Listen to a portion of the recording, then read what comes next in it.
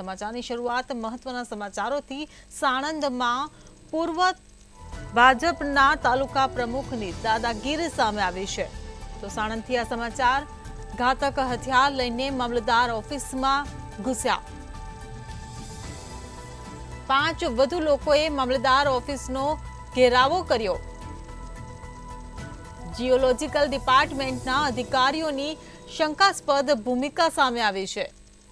ત્યારે ઘાતક હથિયાર લઈને મામલતદાર ઓફિસમાં ઘૂસ્યા હતા।